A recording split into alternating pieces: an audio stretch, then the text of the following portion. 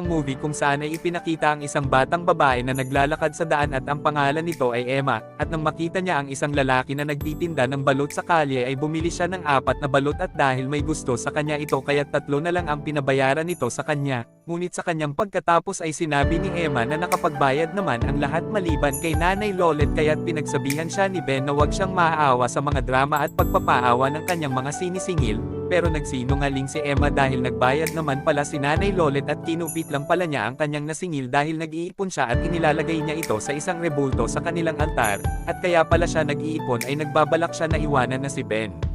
Samantala ay makikita naman natin ang kanyang kapitbahay na si Alfred at pagkatapos ay narinig niya na nagpapatiktok si Emma kay Ben sa kabilang bahay, kaya't itinaas niya ang isang kapirasong kahoy at umakyat sa isang bangko upang masilip niya na nagtiting-tang-tang si Emma at si Ben, at dahil nag-init ang kanyang pakiramdam kaya't hinawakan niya ang kanyang malaking alagang si Junjun upang laruin ito. Kinaumagahan ay nagtungo si Emma sa isang simbahan upang makapagkumpisal sa isang pari. Sinabi niya dito na nagsasama sila ni Ben sa isang bubong nang hindi pa ikinakasal kaya't sinabi ni Father na nabubuhay silang dalawa sa kasalanan. Pagkatapos ay tinanong siya ng pari kung gaano na sila katagal na nagsasama ngunit hindi na sumagot si Emma at dagli na itong umalis. Ilang sandali ay nakipagkita siya sa isa niyang kaibigan dahil nanghihiram ito ng pera sa kanya kaya't agad naman niyang pinahiram ito. Pagkatapos ay tinanong siya ng kanyang kaibigan kung handa na ba talaga niyang iwanan si Ben dahil baka patayin siya nito kapag nahuli siya, ngunit sinabi ni Emma na hindi mangyayari iyon dahil hindi naman siya mahahanap nito.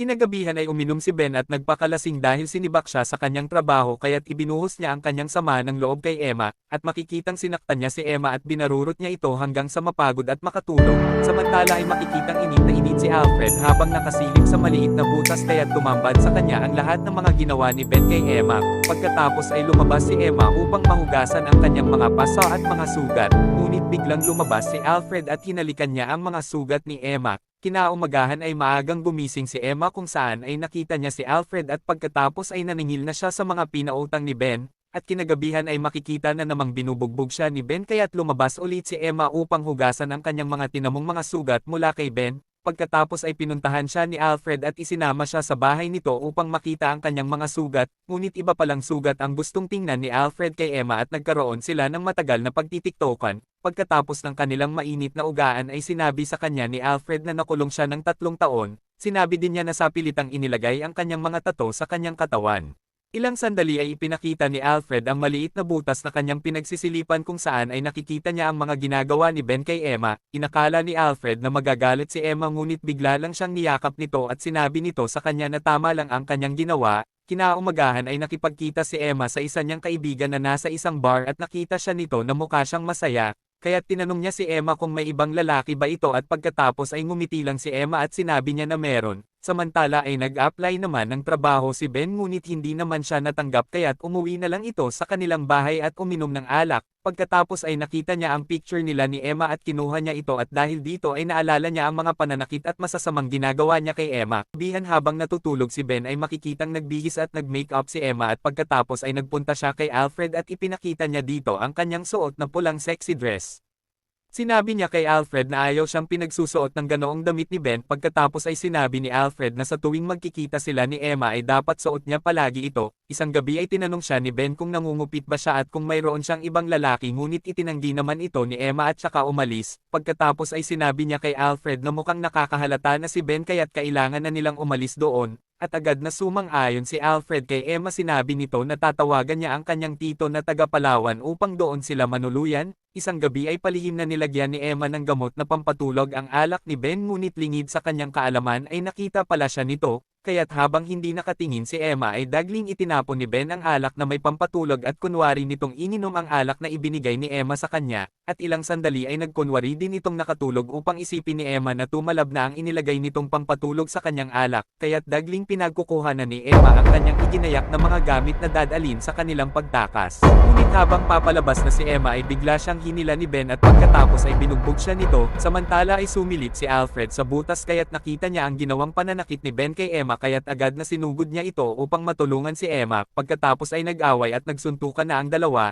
at nang makita ni Emma na nahihirapan na si Alfred ay dagli niyang kinuha ang isang kutsilyo at isinaksak niya ito sa likuran ni Ben kaya't agad na bumagsak ito sa sahig. At dagli namang kumuha ng sasakyan si Alfred upang maitapon ang katawan ni Ben sa isang tulay. Samantala ay nagmamadaling nilinis ni Emma ang mga mantsa at bakas ng dugo sa pinangyarihan ng krimen, ngunit dahil maingay sa labas kaya't walang nakarinig sa kanila doon at pagkabalik ni Alfred ay kinuha niya ang perang inipon ni Emma upang may pambayad niya sa kinuha niyang sasakyan, pagkatapos ay sinabi niya dito na hindi na muna sila maaaring magkita upang hindi maghinala sa kanila ang kanilang mga kapitbahay. Isang araw ay nag-report sa pulis si Emma at ang nanay ni Ben at sinabi nila na baka napahamak si Ben dahil sa pagpapautang nito. Pagkaraan ng ilang araw ay hindi na muna nagkita si Emma at Alfred, pagkatapos ay hindi na nakatiis si Emma kaya't dagli niyang pinuntahan si Alfred sa bahay nito ngunit ayaw naman siyang papasukin ni Alfred. Sinabi nito na sa susunod na lang ulit sila magkita ngunit nagpumilit pa din si Emma na makapasok sa bahay nito kaya't nakita niya sa loob ang kanyang kaibigang babae. Pagkatapos ay nagkasagutan sila ni Alfred at sinabi niya dito na aalis na lang siyang mag-isa ngunit binalaan siya ni Alfred na isusumbong siya nito sa mga pulis, at sinabi din nito na hindi siya natatakot na madamay dahil dati na rin naman siyang nabilanggo. Kaya't wala nang nagawa si Emma kundi ang sundin na lang si Alfred at pagkatapos ay inutos nito na singilin niya ang lahat ng mga pinautang ni Ben at ibigay ang lahat ng mga nasingil sa kanya, kaya't dahil sa galit ay sinabi ni Emma kay Alfred na mas malala pa pala ito sa demonyo.